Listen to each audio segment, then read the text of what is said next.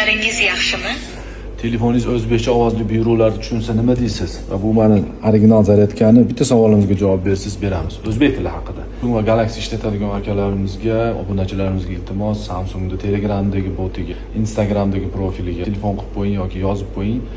Qachon Samsung telefonlari o'zbekcha ovozli buyruqlarni tushunadigan bo'ladi. 10 mingta bo'lsa, 20 mingta odam telefon qilsa, yozib qo'ysa yoki 100 mingta bo'lsa, menimcha bee'tibor qoldirishmasa kerak. Chunki faqat biz ham ozgina talabni kuchaytirsak zo'r bo'ladi. Chunki mana Xiaomi telefonlari flagmanlarda to'liq ovozli o'zbekchani tushunyapti. Ha, 15 xil tilga tarjima qilib beryapti bepul. To'g'ri, pulligi bor Samsungda, boshqa telefonlarda, Gemini 20 dollardagi boshqasi, lekin u miyda bepul.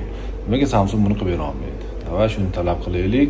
Bizda ozgina vaqt ketadi, shunga birga erishgan bo'lamiz. O'z hissamizni qo'shgan bo'lamiz. Original zaryadkani kimga beramiz? Bitta savolimiz bor. Mana o'zbek tili to'laqonli qaysi telefonda birinchi bo'lib chiqqan? Hozir hamma telefonlarda bor o'zbek tili, lekin ovozli buyruqni tushunmaydi. Shu haqida gapiryapmiz. Lekin birinchi o'zbek tilidagi telefon qaysi model bo'lgan? Ikkita telefon markasi va modelini aytsa, shu odam beraveraman. Men telefon ishlatganimda hali tug'ilmagan edi degan akalarimizga, tog'alarimizdan so'rasak yo jo'natib qo'ysak biladi qaysi telefon. U telefon hattoki soatda budilnikni o'zbekcha ovozli aytib berardi.